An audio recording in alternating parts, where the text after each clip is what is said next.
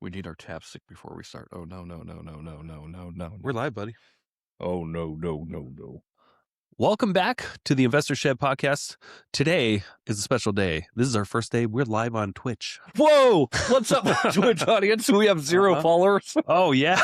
What's up, Twitch? What's up, Twitch? Make sure you like and subscribe. Smash that button. Yeah. We tried to also go live on LinkedIn, and they're like, you don't have enough followers for that. Oh, maybe we should try my account on LinkedIn. I guess so. We need 150. Oh, I got 150. Okay. We'll have to use Jeremy's. You didn't even tell me that. I didn't know. All right, everybody. We're talking about real estate for those Twitchers that don't know. You son of a Twitch. You guys just want to watch GTA clips, and you're not going to today. You're going to be sucked in to this incredible experience of the Investor Shed podcast, where we talk real estate, we talk investing, and we talk our personal lives that nobody gives a shit about. That's true. For context, for anyone watching on Twitch, welcome, of course. My name is Jeremy Kitchen, co-host of the Investor Shed podcast. This here is the glorious and magnificent Nicholas Beveridge. Stop. No, I won't stop, actually. It's very nice of you. Nick's been in real estate for, I don't know how many years, like 15 years, like almost half your life at this point. Just about. Yeah. And he's got a wealth of knowledge, and I'm just kind of here to make sure the ship runs smoothly. And you also run a business. I do. A very fantastic business that brings in lots of cash. Well, we say fantastic, like people listening to this are like, you just have a very glorified job. Well, I don't know. I mean, you don't have to show up some days if you don't want to. That's true. But if I don't show up, I don't get paid. So like there is that True. caveat.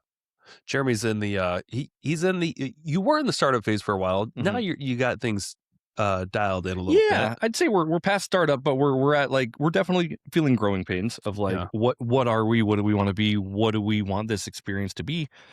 And right now, just I'm captain of the own ship, and when post credit scenes roll at the end of movies, and it's like all these people are involved. It's like all those people are my names right now. For context, for those that have never heard the show before, I'm Nick Beveridge. I am a real estate investor. I'm also an agent. Mm-hmm. I mostly flip houses. I do have rental properties. I've got an RV park. I've got pretty cool projects in the pipeline right now. I've got 2 houses that I'm flipping, and I'm also doing a development deal where we are building out lots, and we're already under contract to sell them to a builder. Nice. So that's me. And then we also, I run a business with a partner where we sell real estate too, just as agents. Yeah. And Jeremy runs a media business. I do. And I thought he might run it into the ground, but he did not. He ran it up to the sky. Did you think I was going to run it into the ground? Absolutely. Really? I had no faith. Thank you. I appreciate that. Now I do. Now I want to run it into the ground. Just go against what you want. No, I tried running it into the ground. We started. Oh, yeah, first, we did. Yes, and I'm yes. like, let's bury this thing. Yeah. And then you're like, let's make it good. Mm-hmm. But and what if did. we didn't do that? Huh? Yes. So you mostly work for real estate agents. Mm-hmm. Those are your clients. Yep. You run your own business. You make you had a goal a couple of years ago to make $100,000. You blew past that, which is awesome. Taking photos for people. Yeah. This day and age where everyone has a wonderful iPhone that takes amazing photos, you were still AI able capabilities, right? Yeah. You're still able to make a pretty good living. Yeah. It's more than just the photos. It's the whole business experience, right? What I'm trying to promise is that you don't have to do this yourself, and that you can actually rely on other people who get it done cheaper, faster, better. Yeah. And it's not just photos. You do videos, 3D tours. You do the whole media social package media for content agents. for agents too. Yeah. There's a lot of things. You can clone their voices and make videos of them acting like they did stuff that they didn't do. I cloned a voice this weekend. Nice. Yeah. Tell me about that. I do a sponsorship for Women's Council of Realtors as well. So in order to do the sponsorship, I exchange videos for the sponsorship, basically. Perfect. Keeps cash in my pocket, keeps cash in their pocket, basically. Nice trade. Yeah, nice little trade. And then they promote me at their events and everything like that. So it kind of works. We work symbiotically with each other, if that makes sense. So I help them grow, they help me grow. Anyway, we went into this project. We didn't really have a script, and I'm like, you don't need one. Yeah, you don't need Went one. straight into Chat GPT, and I'm like, hey, this is what I want. This is what I want. This is what I want you to focus on for a script. Please give me something that's 30 to 45 seconds. Took that into 11 labs and said, make me this voice. And it said, you got it, partner. Yeah, the voice of the agent that's running it. Yeah. Right? Yep. So it's not just some random voice. It's actually the I've actually cloned her voice, and then we've really refined it over time. It's kind of cool. And it sounds just like her. Yeah. because it is her voice. It is her voice. Manipulated with AI. Yeah, just pitches and numbers and computers. It's pretty impressive. Yeah, pretty cool. Also, so I am on the investor shed. So like Nick does a lot of active stuff. You're a flipper. You do all these development projects. I'm more the passive guy. I like lending money out of my IRA, my HELOC, and my 401k to real estate investors.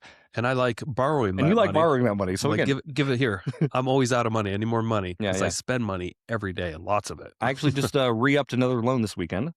So one of my loans on Wolf Lodge got paid back. Cool. He paid me back $22,500 plus all the interest he's paid me. He's paid me $300 a month for a year or something like that. That's awesome. Anyway, as soon as I got it back, I'm like, hey, thanks for sending that money back. Do you have any other projects? And he's like, funny you should ask. I do. So I took, instead of sending him $22,500, I sent him $27,500 because I had extra contributions and money that he sent me. Nice. Right. So then I'm giving his own money back to him and he's giving me a bigger rate of return on it. Now, instead of making 16%, I'm making 18%. And I'm making a pretty good return. Yeah. So I went from $300 a month on that to like $422 or something like that, which that's just how that money works. I love it. Compounding those returns, Jeremy. What? You're playing with house money. I'm playing with house money. That's awesome. Yeah. No, like I said, like the money came in. I just like, do you have anything else that you'd want this money for? I know it's not a lot, but it's a little engine that could money. That's awesome. Yeah. So that's what we do. That's kind of the dynamic of the show. We're like it's the first episode and we've been here for like 300 episodes. Well, I think it's important to catch people up because I think we just kind of assume that we have regular listeners. Yeah. But in reality, we actually don't. There's people that just randomly tune in, find us online. And of course now on Twitch. Right. Throw your video. We're gonna have nobody listening on Twitch, but this episode is geared towards Twitch. No, I'm just kidding. We wrote a whole episode for you, just like our X episodes, where we always have. Hey, remember how we always had like one view on X when we started going live on that? There's like 15 now. Do you pay AI accounts to go do that? No. Okay. Nope, not yet. Not yet. I'm still obsessing over AI tools all the time. And we're not going to get into that today. We will later. So if you like OpenClaw and agentic models, we're going to talk a lot about that in other podcasts. Yeah. I'm light years behind you. I finally got paid up. Finally got caught up on a paid subscription to ChatGPT. Okay. But it's going to do what I needed to do for media and stuff. Because now I can feed it clips and it can like AI that really easily and I don't have to touch it and just. Good. Yeah. You should. Yeah. You got to implement as much AI stuff as you can. Stay ahead of it, or else you will get ran over by other people that are going to use it. Yeah. Ran over. Especially in your industry. Yeah. And mine is coming. Oh, yeah. Yeah. I think yours is already there, honestly. Like, if agents aren't utilizing real AI right now, they're going to be so far behind the schemes. They will. Very quickly. But today, we're going to talk about competition. I love it. A lot of people view competition in their business as a bad thing, and maybe it is. It depends on how many people you have in your industry, what their success ratio is compared to like how many people go in. Like, for instance, in my real estate sales business, we have a very low bar to entry. Sure. Our competition is insanely weak. Yeah. In general, when you take all of them as a whole, like 80% of agents really don't do much. Right. That's true. Even if they have the abilities, they just don't. Yeah. So when it comes to collaborating with other agents, some see that as, a pitfalls that, hey, what if they're just going to copy what I'm doing and take all the business? Other people who have been doing it for a while don't see it that way. They're like, hey, let's collaborate. Let's see what kind of ideas that we can throw off each other and use whatever's working, because there's actually plenty of business out there. Oh, yeah. And it could also be a recruiting opportunity, too, if you find the right person. And so in my business, for instance, we put on networking groups every month where we get 40 to 50 or so people that show up just to talk about real estate investing. And surprise, surprise, there's a lot of agents that show up, too. Yeah, of course. Initially, when I first started running this group about 10 years ago, I really wanted to limit the amount of agents that came in, or took them to the side and be like, hey, please just don't poach my clients. This is my thing where I'm trying to get new clients, and it's fine that you're here, but please just be here for educational purposes and try not to, you're at my open house. Right. These days, I don't look at it as much like that way anymore. Yeah. feel like people are just going to work with whoever they're going to work with. That's very true. Yes. And but it can be a good recruited opportunity. So like we've actually over the years, some people that have come to our meetups, we've recruited them as agents. Yeah. Like the talented ones that we see. And that's what I've learned is like competition is kind of a boogeyman. Yeah. 100%. In my business. Maybe not others, but what about yours is a little bit different because you have less people competing.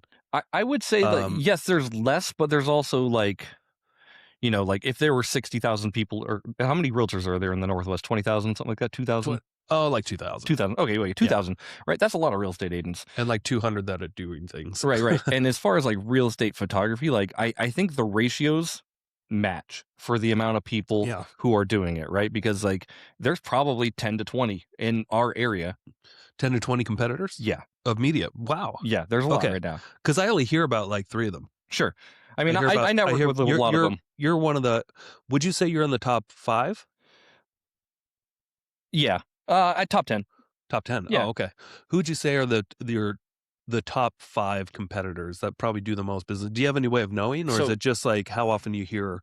It depends. Like what are your metrics for defining top? Are your metrics quality? Is it quantity? Is it more quantity? Like quantity. Like who's cranking out? Would you say the most appointments? Mm-hmm.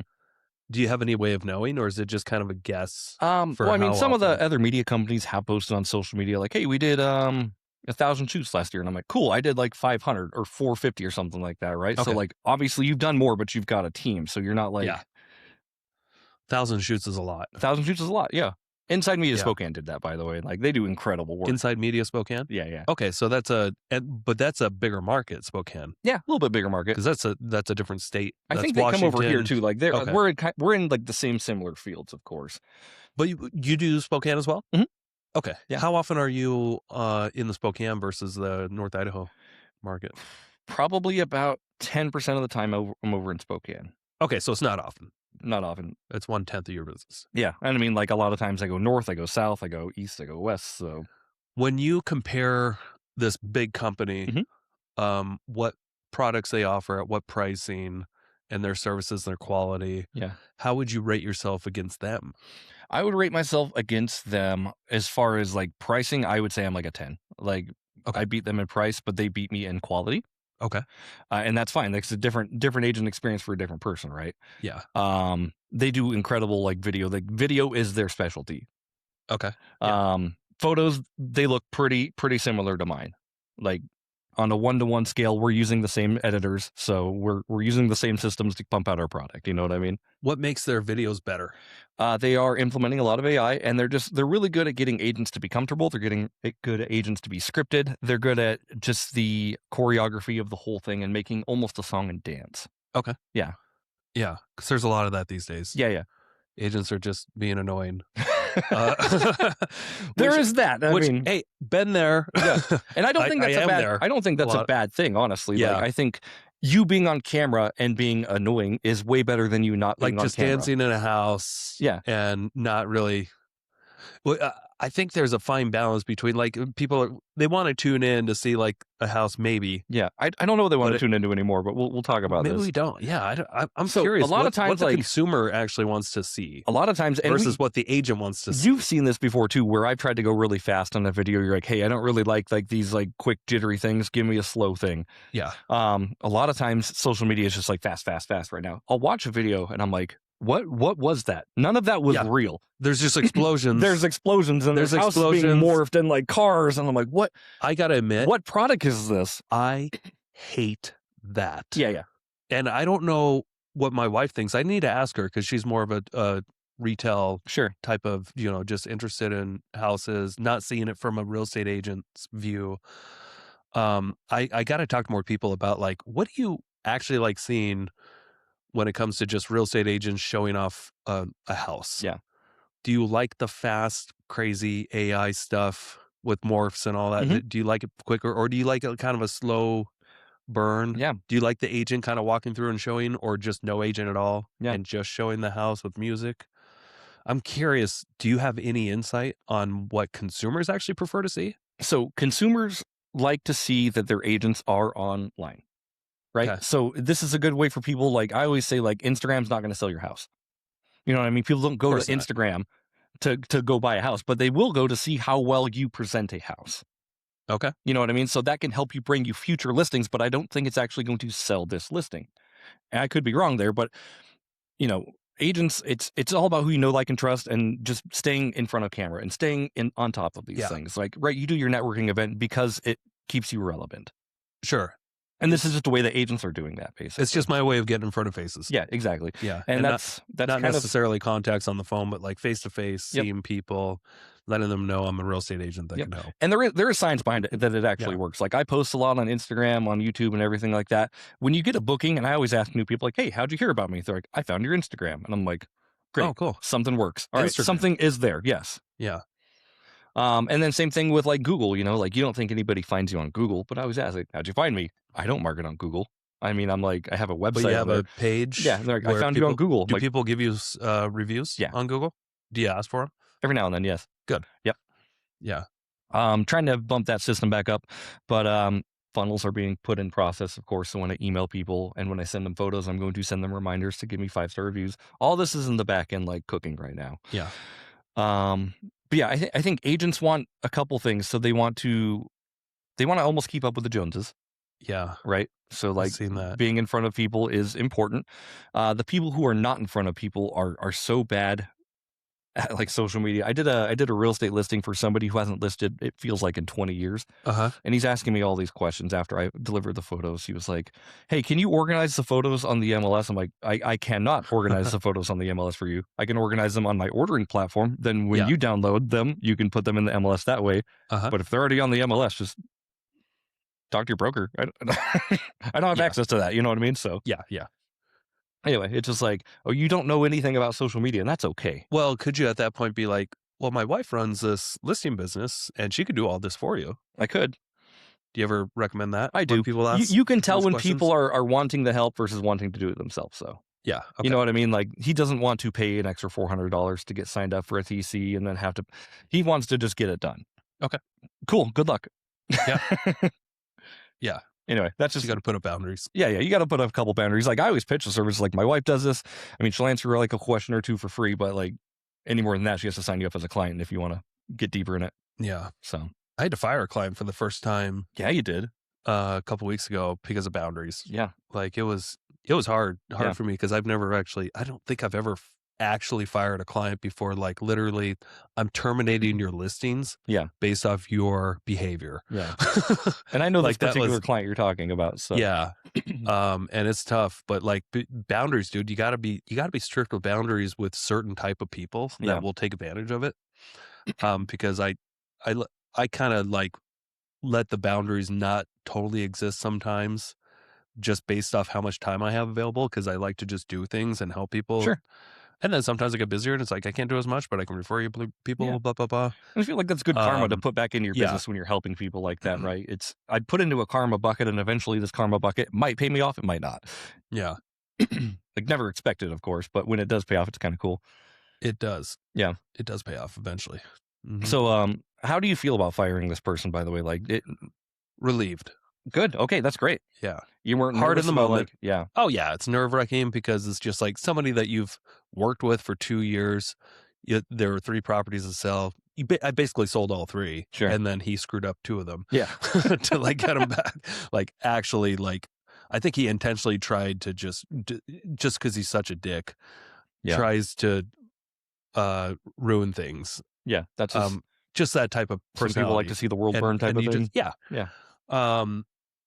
And eventually I just had enough. Yeah. And I have a pretty high patience for clients, pretty high tolerance. Yeah. For putting up with kind of some bullshit. Like I just let it roll off me. I don't care. Yeah. Like you kind of have to have thick skin in this business. You really do. It got to a point where it's just like, you are asking and demanding us to go way above. Like he was emailing my assistant who works in the office, by the way. Sure. To go out an hour to his house, things like he should have been doing, like go in the crawl space and make sure that when the water gets turned on, go in the crawl space and make sure that the certain valves are shut and Yeah. watch for the washer because that could be leak. And things like I've already told him, I'm like, we're not doing this stuff for you. Yeah. Like, this you got to get the house ready for an inspection. Right. Like we will gladly coordinate, make phone calls and all that stuff, but we're not like she's not a field tech. Yeah. She works in the office. Yeah. Looking over contracts.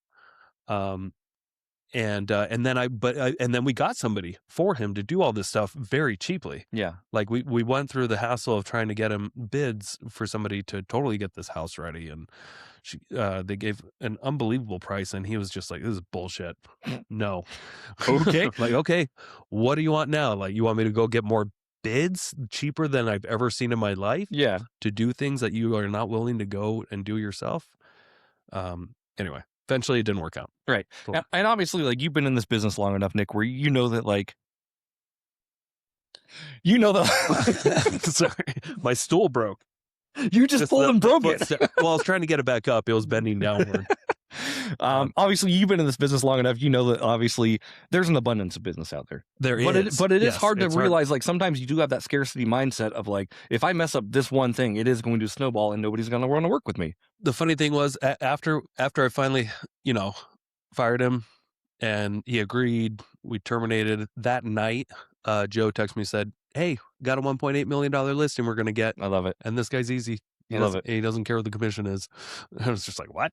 And that's the point that's the point I wanted to get to. And this is, we basically lost or not lost, but forfeited about $500,000 in, sales prices, and Sure. just exchange it for a much easier client, $1.8 million Yeah.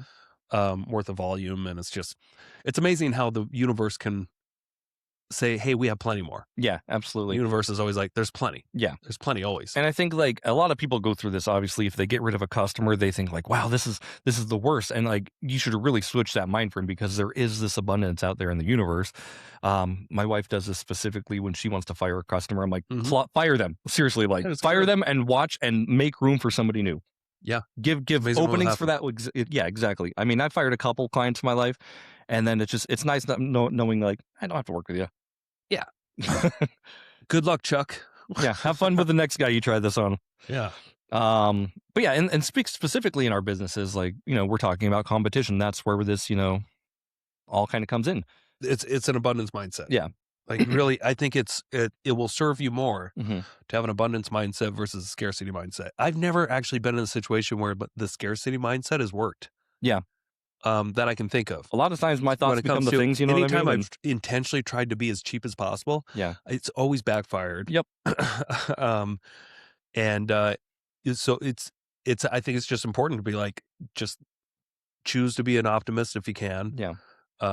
Choose to live with the reality that there is a lot of opportunity out there. Yeah. There's plenty of people to work with. Right. There's plenty of competition out there. And it's not a big deal, because there's even more opportunity than there is competition. Right. I agree. And I think, go ahead. Sorry. No, but I think that's the big point where we can almost wrap up this podcast early. If we could just say the biggest thing I've learned, at least in the real estate industry, and I'm sure I speak to a lot of people in other industries, but it seems to always be the case that there's way more opportunity that your competition can never have the ability to go get. Yeah. Yeah. So you don't have to worry about them. Yeah. Just they're a distraction. Yeah. I think I'm truly of the mindset too of, like, clients don't just switch.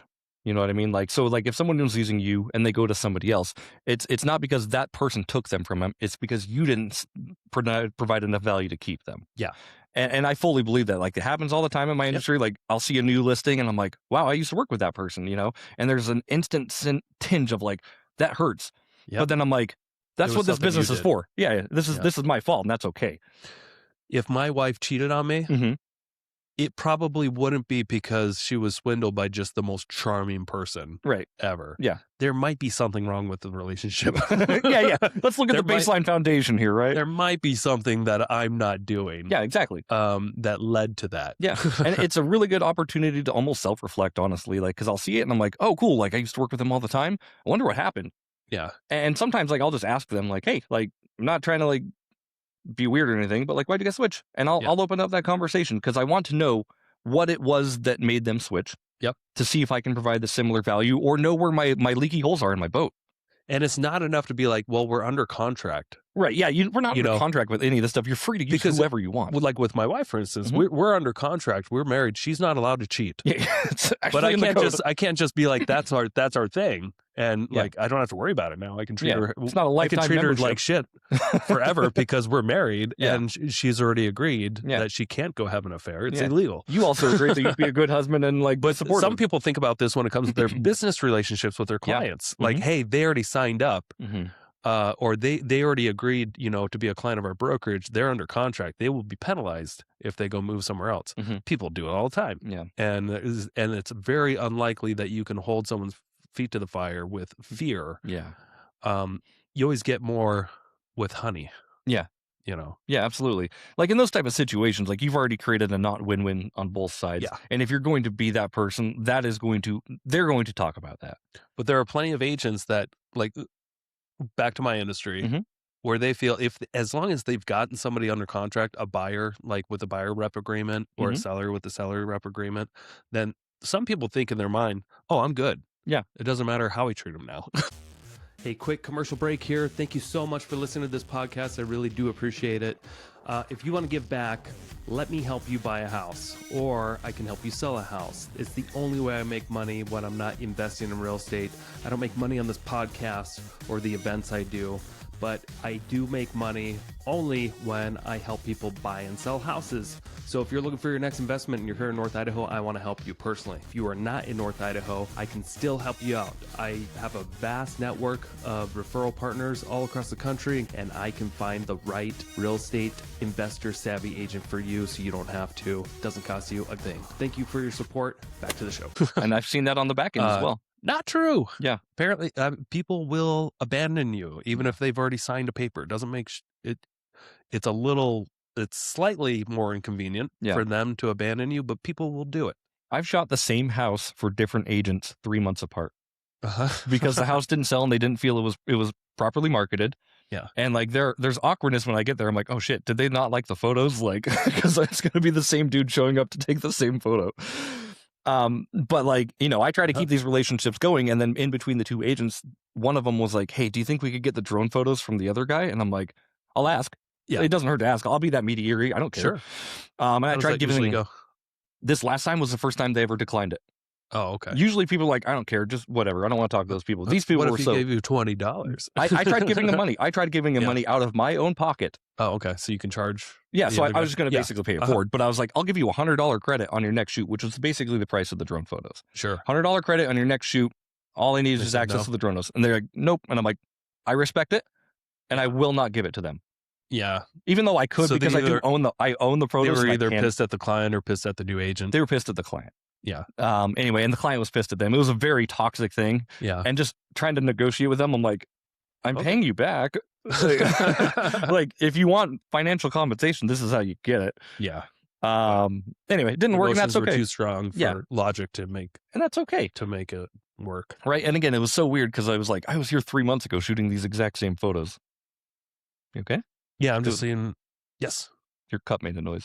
It was like, my cup made noise? Yeah. Oh. Like that? Yeah, I think so. I was just stirring it up.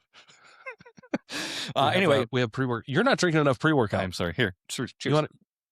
Okay. I need to talk about this though because this part's important. Yeah, let's go. All right. So I was actually kind of segue a little bit. I was at an event, just talking to a person in the industry, asking them how business is. And they said, how are you? Aren't you a little scared of the competition? There's a lot of competition in your business right now. And seriously, without missing a beat, I said, no, I'm not scared. I said, I'm confident and I'm competent, like instantly. I'm like, those two things. Yeah. I know what's coming. I know how to see it. If I lost all of my business, like if everyone decided to lose me, I would still build this up the same way, even better. Right. Yeah. Like there is so much business out there. Oh, I could just start over. I would new expectations, right. New standard. Yeah. I mean, I probably have like 10 to 20%, 10% of the market maybe of like what I do. That's awesome. Yeah. Yeah. So there's 90% unexplored is what I'm saying. Like I can go find new agents to work with. Yes. Absolutely. Not saying that I don't love my clients because I love and adore them, of course, but it's if you were all to leave, like I would find a way to not die. It's funny. I had a call from a guy yesterday who he's done a lot of contracting work for me, and he wants me to list his house in the Pinehurst area, 20 acres. And he was almost the biggest. He wanted to make sure that I was going to get drone photos. Yeah. On a 20-acre property. I'll think about it. Like he's definitely wants to work with me. He's just like, do you mind getting like drone photos and stuff? I'm like, I think I would. Yes, of course. If we negotiate a higher, it's going to be $1 million house. I think we can get drone photos. It's going to happen. But it is interesting how some sellers think in advance who haven't done it before. Yeah. That like, gosh, I hope I actually get the media package. Yeah. And you guys do this, and I love this, but like the one thing I've seen on the back end, because I talk to your guys' clients as well, right? You know, I just do small talk like, hey, how'd you find Nick? How'd you find North Idaho, the REI team? I still want to call you the North Idaho REI team. Yeah, our name has changed a little bit. Yeah, REI team. How do you hear about REI team? You know, oh, we did this.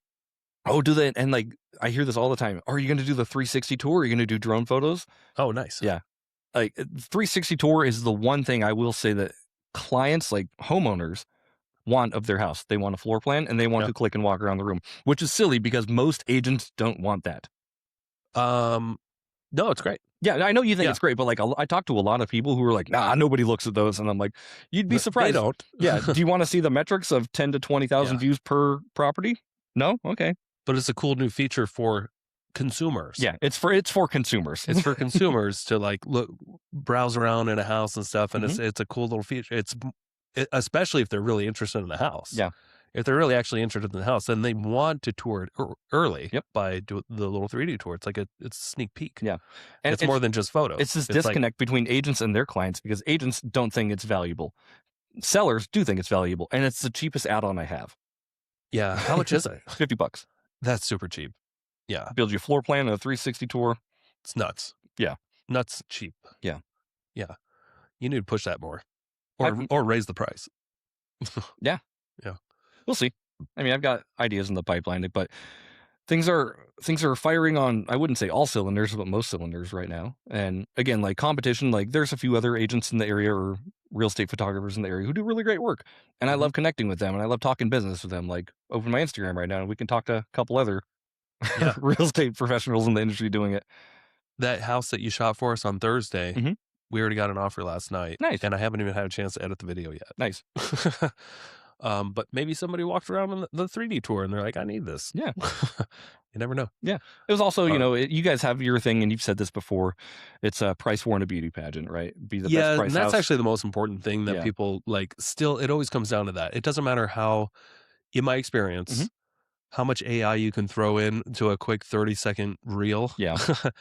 The house is only going to sell if it's priced well. Yep. And presentable, move-in ready, and all the things at the same time. Yeah. Those are the homes that sell. Those are the homes that always have sold. And like more AI visual effects will not sell the house. And I'm still curious though if consumers like that or if just the agents like it. Yeah, I think consumers like it based off the amount of likes and comments and engagement I see on those videos. I think they do, but I think it feels like a novelty. Yeah. Like the AI and the exploding houses, which like we do in our podcast intros, but it was fun at first, but I feel like eventually it gets like sloppy. Yeah. Like, or not sloppy, but like it just feels like, oh, okay, so it's an AI. If everything's special, nothing's special. Well, it just doesn't say, well, that's not a real house. You're just throwing in visual stuff. Yeah. Like it makes it almost. There's a ballroom in your kitchen. To some people. Dancing. Yeah. Repulsive. Right. You know. But yeah. Like I said, like if everything's special, though, nothing's special. I think we're at that point where everything just feels so grand and thematic on social media that it's very underwhelming when you see the house in person. Yeah. And that's a problem too, right? Because you can be all excited to see the potential of what this could be, but then you get there and you're like, wow, this thing's kind of a pile of shit. Yeah. Glad I have my expectations all up. Yeah. Where are the explosions? Yeah.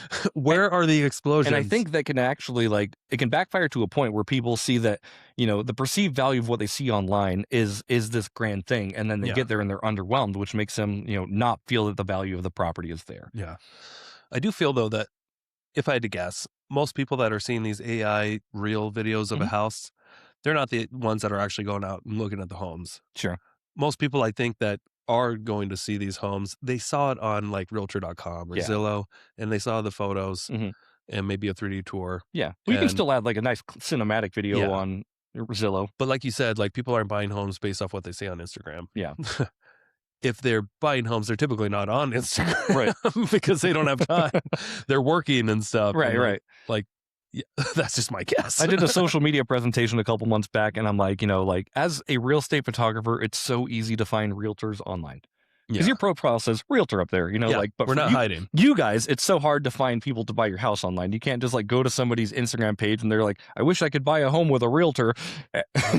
That's right. If they say that, they get clobbered by, 800 comments saying, I can help you. I can help you. I can help you. My friend can help you. My brother can help you. You ever seen those where they make so a mistake of being like, does anyone know a good agent in the Hayden area or something like that? I love when. And then it's just like 800 comments of everybody chiming in. Yeah. There's a couple cool things. Like I don't pay my people to market for me, but I really need to start thanking them more. Some of the real estate agent pages, they're like, hey, I need a real estate photographer. And like 10 people will comment and 7 of them will be about me. Yeah. And I'm like, oh, that feels really good. I try to tag you. Every time I see those, I try to tag you. Yeah. But like that feels good. I'm like, these people trust me so much that they're willing to, give my services away. It's incredible. So, let's talk more about competition. Yeah. What have you learned from your competition that you've implemented? Anything? Yeah. Like my competition has. What about anything lately? Yeah. My competition started using AI to edit their photos. Yeah. And I'm like, this is crazy. Like, this is the world we're in right now. Like, first it was virtual editors, and I thought that was nuts. Yeah. Now it's AI, and it's done in 20 minutes. Yeah. And for some context, for those who don't know, which most should not know this. Yeah. A real estate photographer, when they go and shoot a house with their camera, they typically have to go back and they spend a lot more time editing these photos to make sure that they look good. They have to like bring multiple photos together through this HDR process or whatever it's called. Yeah. You got it. You know what you're talking about. Yeah. They got to do crazy things with the windows. And when we started this business, because I started it with you in 2019, I think. Yeah. That process took 2 to 4 hours to edit photos. So it was half the day on one photo shoot. One photo shoot Yeah. of editing. And then we always promised we would get the next business day. Yeah. But now with AI, you don't even have to really start your car before these photos are pretty much almost done. Right? Yeah. And I haven't got that far yet. Like I haven't started uploading when I'm driving to my next shoot or anything. That's work in progress. But they get home and they upload super fast. And then by the time I'm done eating dinner, I get an email that's like, your photos are ready. And I'm like, I love it. Yeah. So, and they're even better. Like honestly, like they're better than what I can do myself, and they're cheaper. It's anywhere between like 45 and 60 cents a photo. Yeah. And you know what? The funny thing too, like I spent a lot of time and effort and money in just this podcast studio to get the lighting just right. Yeah. There's now an AI button on here that I can make studio lighting. And it makes right now. It's on right now. But if I take it off, it looks weird. Gross. And that's with the enhanced lighting, but like you just click a button. That's so much better. And it looks like professional studio lighting. Yeah. This stuff used to take effort. Yeah. AI is changing everything when it comes to media and other businesses. And and obviously you're using it, and this is a different episode. We talk about AI a lot because it's kind of relevant, honestly. But like your business, you guys are integrating so many cool things on like AI virtual assistants and So I've got a new Mac coming today. A new one? Another one. A Mac Mini. What's this one's name going to be? Well, I was going to name her Raven Wolf, and she was going to be operating off of Olama's Qwen 3.5, a local LLM open source, where we're not using any tokens, and it will just use the office energy basically and that computer. And you can run a larger model if you buy more RAM. Sure. So with this Mac RAM's Mini, expensive right now. Yeah. So with this Mac Mini, I spent an extra $200. That's all it was. So it was $800 total. And I had 24 gigs of RAM, so that I can run the smarter model. Yeah. You can run dumber models. Sure. On lower RAM, but this is like almost equivalent of like ChatGPT and Opus and Grok 4.1 reasoning. Yeah. And so the plan was for the last couple of weeks, once this thing finally shows up, because Mac Minis are hard to get now. Yeah. It's going to be talking to my other Mac Mini bot, but it will be doing research 24 hours a day, trying to find the hottest stock tips. Okay, so this is going to be a stock machine.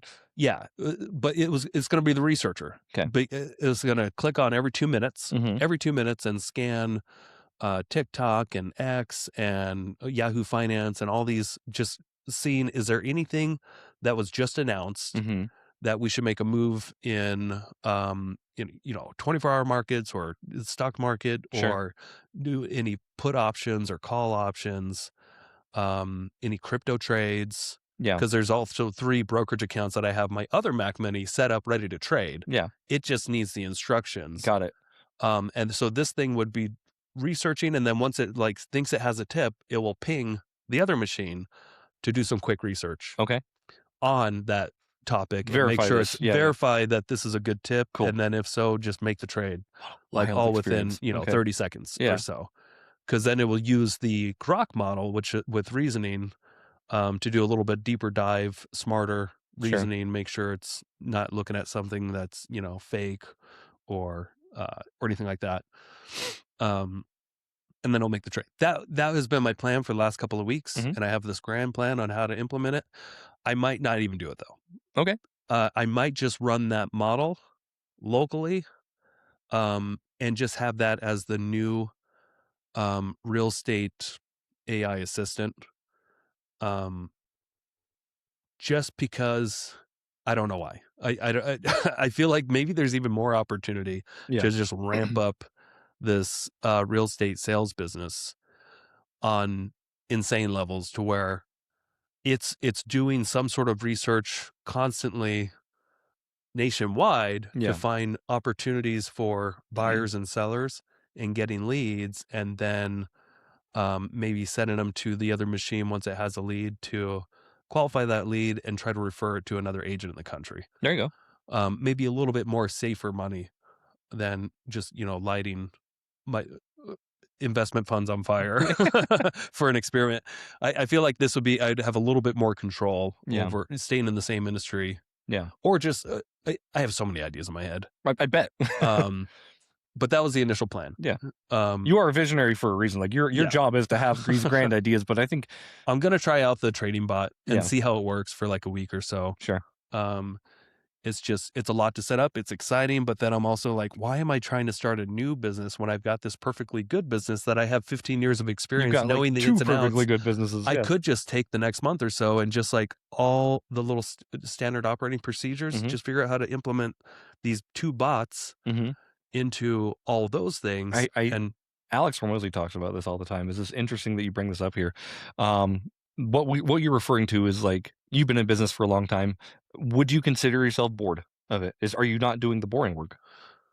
It depends on what week it is. Right. But I mean, I think you're not putting into that system because maybe you feel like you've got it all figured out, or you know what I mean? And you just want something new and exciting. And it's the new shiny button that you want to push, which try it out. I'm not saying you shouldn't, but it's usually the boring work that gets you the money. You know what I mean? Like, that's why I'm thinking going back to instead of like abandon the idea of setting up this trading bot, even though it sounds like it could really work. Yeah. And I verified it with, Grok and Gemini and Anthropic, and I had inputs from all 3 of those AIs to kind of come up with the perfect plan. Yeah. To like for how to mitigate risk as much as possible and keep it as efficient as possible and low cost as possible.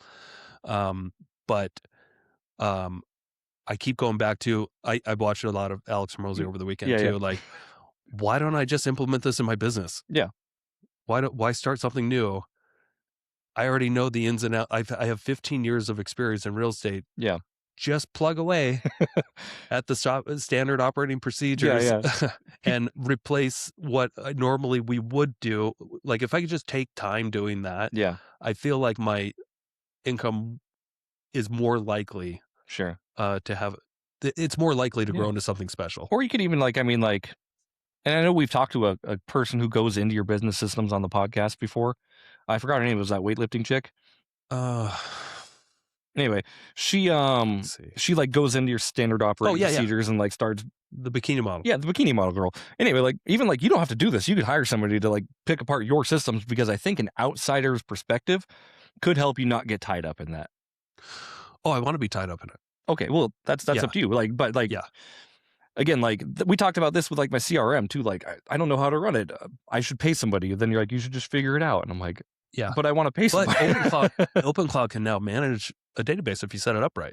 Okay, cool. It can, like, you won't have to. I was just listening this morning to this agent using OpenCloud to like. Now he no longer goes into CRM anymore. He just like telegrams messages and gives it updates about his client, and then he'll move it into the proper procedure.